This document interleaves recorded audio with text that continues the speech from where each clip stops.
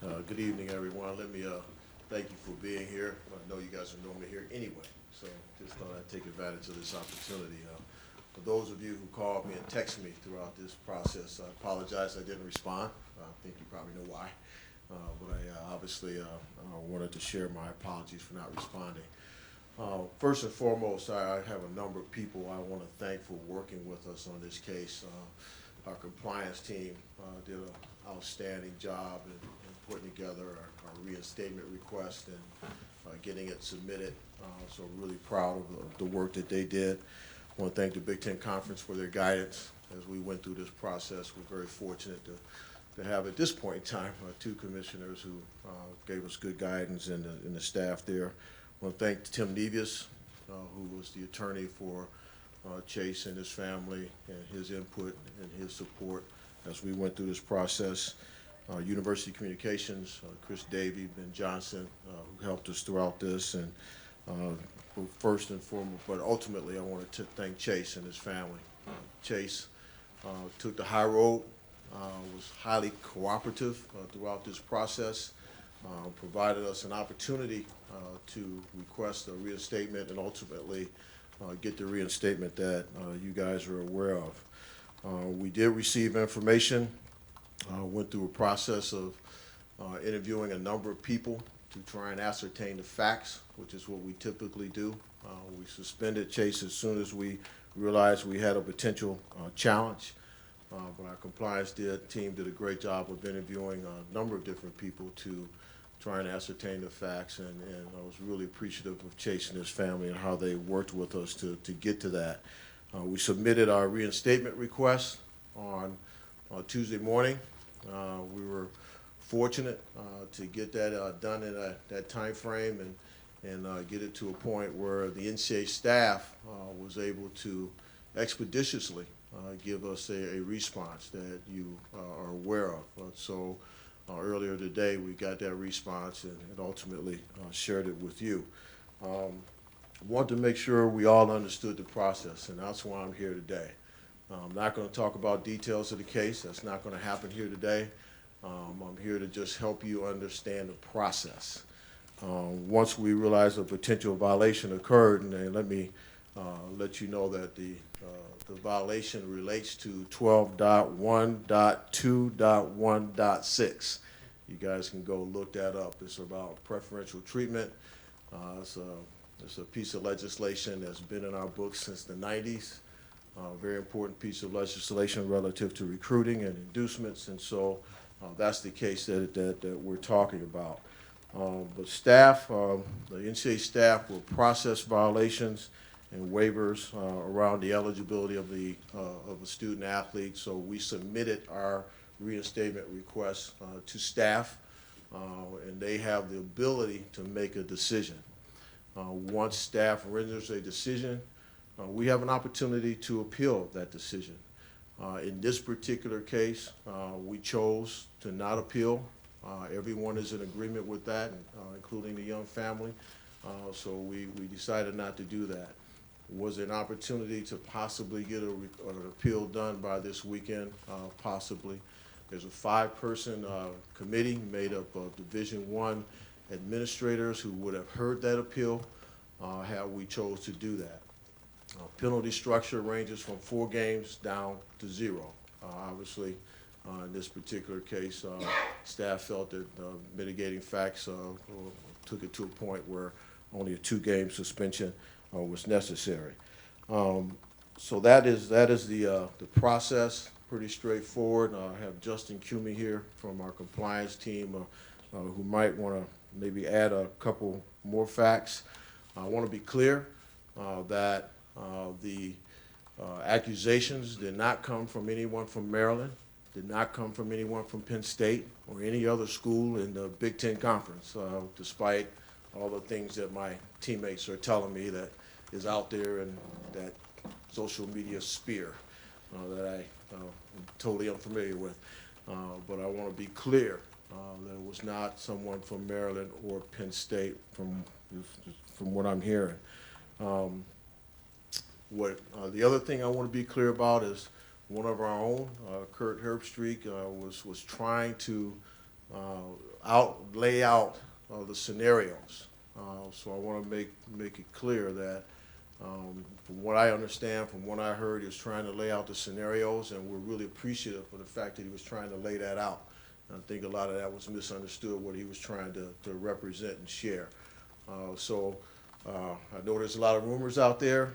I was trying to explain the process so we can alleviate some of those rumors. And I apologize to all of you that I can't get into the details of the case. That's obviously for the family to do. There's some FERPA issues around that and privacy issues, so I'm not going to even tread into that space. So if you have questions around process or timing or any of those type of things, I'll be more than happy to answer your questions. And I may defer some of them to Justin because he's more of an expert in this space than I am. And we'll ask that if we can just keep it to one initially, if we can get through this list of people, and then if there's some time for some follow-up, we'll go ahead and do that. We'll open it up front row right, Austin from Letterman Row. Gene, when you compare this and put it together with the name, image, and likeness thing going on, has this is maybe one of the first examples where it felt like everyone was in agreement that Chase is better off on the field, and the players are starting to have more support when these rules violations happen, and there needs to be a change. Are administrators sensing that? And when you go through this and combine that with the other process that was going on, did it change your mind at all, or do you sense that different way people are evaluating these suspensions? No, I really think that name, image, and likeness is an important thing for us to do, and I think all of you know that. We always need to continue to find ways to provide additional benefits to our student athletes, and I think that hopefully someday, some year, we'll get to that around all the politics that we're dealing with. However, you're right. In reality, when you look at this particular case, it fits. It fits directly into what we're trying to do in that space. It fits directly into what we're trying to do with cost of attendance. There's no question about that. That's a great question. Second row middle, Steve from 24/7 Sports. Yeah, Gene, you mentioned it's not Penn State, it's not Maryland, and I guess, are we left to presume that this is something that someone reported directly to the NCAA and they came to you with a letter of inquiry or allegations? No, it was reported to us. It was reported directly to Ohio State? Yes. And then you took it to the NCAA? Correct. Was it an anonymous report, or I'm is not there a going to name comment tied on to that, it? Steve. I'm not going to get into that. The reality is we received an accusation, and we do what we always do. We run it to the ground. We ran this one to the ground. Due diligence, We do our due diligence, interviewed all the people that we thought should be interviewed. Fortunately, we had someone like Chase, and there's a lot of people who, in my past, you don't go to war for. Because there may be serial behavioral issues. This young man's at the top of the pyramid. You already interviewed him. You know how great a young man he was, and he was highly cooperative and allowed us to run this to ground actually pretty fast, frankly. I apologize. I'm not going to get into the details on it. Third row left, Dan from 11 Warriors. Gene, I know that you guys do a lot of education with players on compliance. When something like this happens, does it make you have to do more in terms of making sure players know whatever happened here was a violation? Yeah, no question. And fortunately, at the end of the day, we have, again, someone like Chase who's going to help us with that. He apologized to his teammates like right off the bat, which was highly commendable. Great representation of his character. But I'm sure as we move forward, as we ask him to have conversations with other teams, then he'll do that for us, I'm sure, to talk about his experience and what type of things you need to avoid. So we have someone like him that'll help us in that regard. Student athletes respond better to student athletes than they do old heads like me. So fortunately, we'll have him for a little while. And hopefully he'll help us, and I'm sure he will. Far left, Lori from 610 WTVN. Gene, you talked about the education and compliance issues. You also have an emergency fund where you can assist student athletes. Was that a potential for him in this case, or would it not have applied? I'm not going to get in that, Lori. I'm going to stay away from the details of the case because that would take me into the details of the case if I answered that. I'm sorry. Front row right, Tim, Letterman Row. Yeah, just Two quickies, Gene. Number one, can you give a ballpark of what the figure was that was involved? No, I can't. Yeah. And then number two, past that, was it, This is hard not talking to you guys. You guys know, that's why I didn't return your text messages and phone calls, because you know how hard this is for me, right? yeah, Go ahead. Was it- I'm an open book, you know that. was it, No, I know. anonymous source. Was Chase's reaction to it, et cetera, his forthrightness, is that why it's a two-game, from your vantage That point? I mean, contributed. is that, how much did that contribute to Oh, it? no question. That contributed. It contributed in a great way because we were, one, able to move expeditiously. We were able to line up the interviews consistent with what we thought it should be because he brought transparency. And his background, I'm sure when the NCAA staff reviewed it, considered his history. And he doesn't have a blemish. And so, we're educators, and when you have someone like that who made an honest mistake as he did, but becomes transparent in everything that we needed him to do, there's no question in my mind that staff probably considered that in making their decision and mitigating factor. Sorry about that. Front Bill? row right, Bill from the Dispatch. You've dealt with the NCAA for a long time. How would you term or characterize the speed with which this was resolved? And how much did you, pressure the NCAA, but ask the NCAA to resolve this as quickly as possible? Yeah, you don't pressure. So no, I think they were phenomenal. I don't know if I said it, but I think the staff changes that have occurred over there have been positive, and we worked with them along the way. Compliance staff, maybe every day, every other day, kept them in the loop. So it was a situation where it's not just landing on their desk. They know we're cooperative. They know we do our due diligence, and they respected that. So I think that level of cooperation helped us in this particular case. I think they moved exceptionally fast, considering we gave them the submission on Tuesday morning and got a response this morning. That's pretty fast. Right behind, Tony, the Ozone. Gene, the CFP provides families with stipends to travel. Is there any talk of expanding that to the New Year's 6 and beyond? The New Year's Six. the The other games? Yeah. Yeah, we can do that with the other games right now Right. out of the Student Opportunity Fund. Is there talk of expanding that beyond just the CFP? I haven't heard that conversation. A couple more questions, unless someone else shows me. I've got a couple. Second row left, Bill from the Athletic. Gene, there's another similar kind of high-profile case out there with a player dealing with an NCAA issue, The Memphis one? Yes, and It's he's interesting, yeah. he's playing. They elected to allow him to keep playing through whatever they're going through there. I don't think you had to suspend Chase if you didn't want to. Well, they got an injunction, right? From a Right. legal injunction, but Right. yes, we could have You chosen could have chosen. to, Why did you choose to pull Chase because out we of the felt that play? there was enough, at the time, we felt there was enough fact that a violation occurred. Let's be clear, a violation occurred. And so what you do is you make a business decision. You sit him now or you sit him later. Because he was gonna sit. So it's just a matter of when and how many. So we made the decision and this is what we typically do. As soon as you know a violation occurred, you don't put everybody else at risk. And so we pulled them, When you mean put everybody else at risk, you talk about potential for vacating games and things like that. all that, take them off the field. Front Yeah. row left, Gotta Nathan. think about the other players in that case. Bill, does that make sense, the answer? Okay. Sorry about that. Front row left, Nathan, Cleveland.com. Yeah, I mean, just kind of just following up on that, when you have an incident like this with a single high-profile athlete, does that trigger anything else in terms of doing sort of a sweep of the rest of the roster, just checking to make sure any other similar issue isn't out there that needs to be addressed in Yeah, the same we're always window? doing that. We're always doing that. And that falls into the education we do, and it doesn't cause us to actually do a sweep, if I think I know what you're talking about. We don't do that, where we ask for everybody's cell phone and bank accounts and all that kind of I stuff. guess maybe But not even that, but it's just more, like a survey of everybody, like, hey, anybody else have this issue, maybe speak up now so it can be. yeah, we haven't done that, but it's a good point, Justin. We haven't done that. Good point, Nathan. Right next door, Doug, Cleveland.com. When did you guys find this out? When did the information come in? It was after the Wisconsin game. Monday after I Wisconsin? can't remember if it was Monday or Tuesday. I Soon don't- after Wisconsin. Sunday. Day after Wisconsin.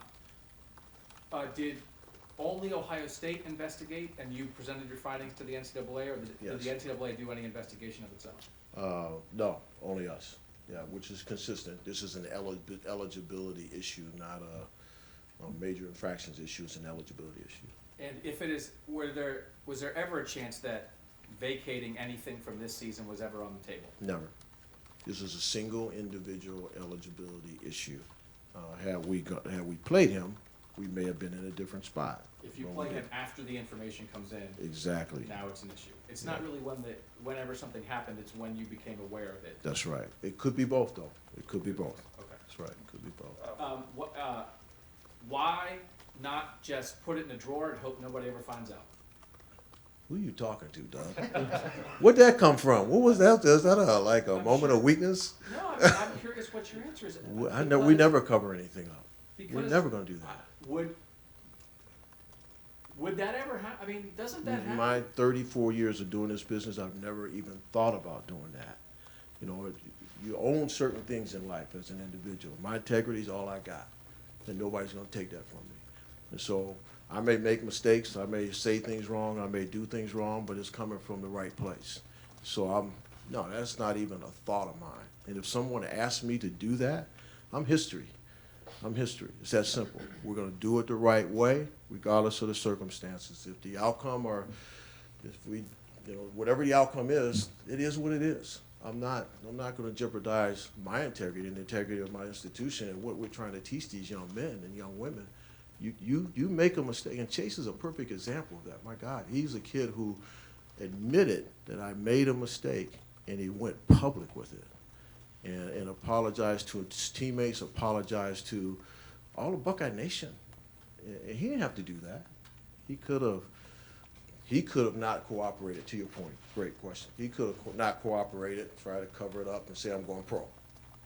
No, he wanted to come back and play with his brothers. And so at the end of the day, he was transparent, he was honest, he was forthright. That's what you want in your student athletes. And that's how we have to behave. If we don't behave that way, you don't have Chase Youngs. So no, I never even thought twice about pushing it under the rug. And I'll go one more.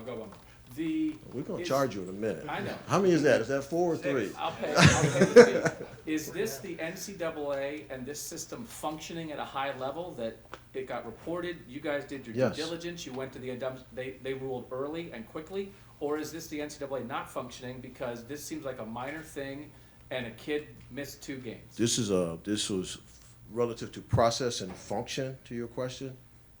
It's a great case because it was reported, there was openness, there was honesty, there was transparency, and there was a response expeditiously. So, and I'm no good at this, so what was it, last Sunday it was reported, and how many days is that? 8, 9? So that's like perfecto, operationally, functionally. We can debate whether the rule is still applicable today, whether it needs to be changed. I think it's from the early 90s or late 80s maybe even. But yes, that's always a debate, whether in today's world that rule is still applicable.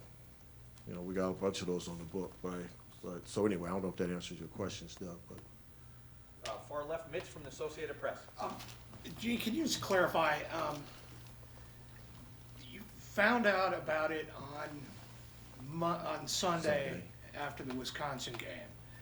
Now, you found out from someone else, and then you went to Chase and said, what about this? And he admitted it, is that what happened? Yeah, he opened up, yes, he shared everything with us. Okay. And then we realized the violation But somebody occurred. else reported it. Somebody else reported it, and then you went to Chase, and then Chase said, yeah. Did Chase realize it was a violation before Yeah, I'm not gonna that, get or- into that. That's for Chase to talk about. That's really for him to talk about. Fourth row left, Patrick from 24/7 Sports. Gene, you mentioned the rule maybe not, they're being a little archaic, but based on how it's written, and I know you don't want to get into detail, but does this punishment fit the crime? We get a lot of questions about this, that, and the other thing. I'm just, without going into detail, does this make sense to you that he misses 2 games? We requested that the 1-game suspension be the penalty. And so obviously, we felt differently, but we are accepting 2. We're gonna go one more question, then I got 2 follow-ups. Clay, over to the right. Just to WS. clarify, you said you did appeal, or an appeal was not necessary. We chose not to appeal. We could have appealed to 2 games to try and get it back to 1, but we chose not to appeal. But that's what they levied, 2 games. Yes, that's the staff levy. It's not an appeal. Okay, so Right. goes to staff first. They made their decision. We accepted it as opposed to going to the committee to ask for an appeal to take it down to 1. But it didn't rise to a 4-game Nope. issue. Because staff didn't take it there. They didn't take it to 3 or take it to 4. First of 2 You follow-ups. mean their staff? No, the NCAA staff has the ability, so we submit our request for immediate reinstatement, Right, meaning he would have set 1 game. right. Okay, they chose to add a game, taking it to 2. They didn't go to 3, nor did they go to 4. Okay, So now, had they gone to 3 or 4, we probably would have appealed. sure. But we chose, with the family, to accept the 2. Does that clear it up? Okay. First of 2 follow-ups. Austin, Letterman Row. Gene, 2 things. Who got to break the quote-unquote good news to Chase today? Ryan Day did, Okay. yeah. And what have you learned about your first-year coach? This is kind of the first major thing going on for him. He's a stud. I mean, you know, I think I may have shared this before. All the things that, you know, we thought that he was capable of have come to fruition. The things that I just wasn't sure of relative to managing the staff in this building, off the chain.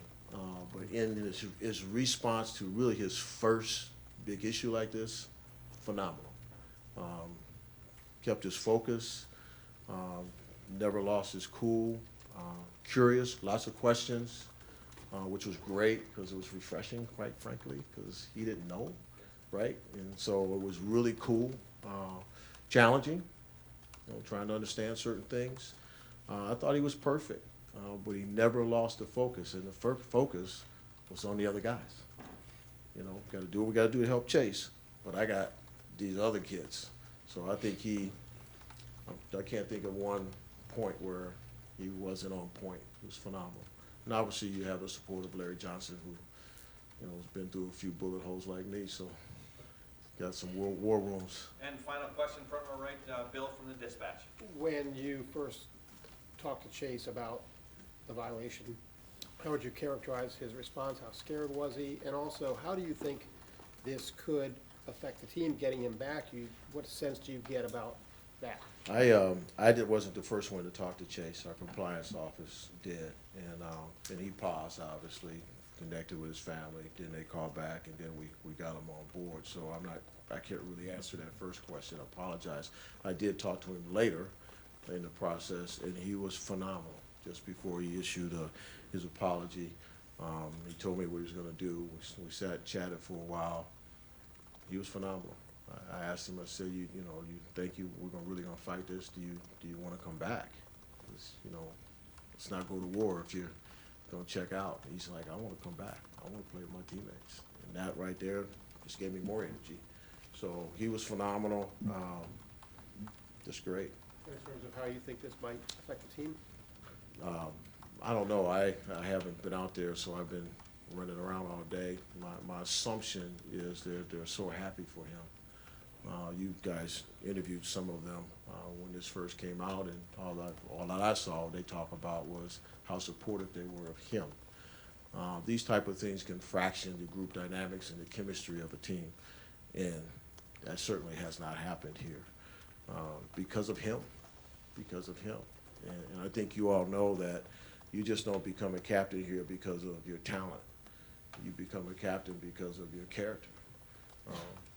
C.J. Saunders, perfect example.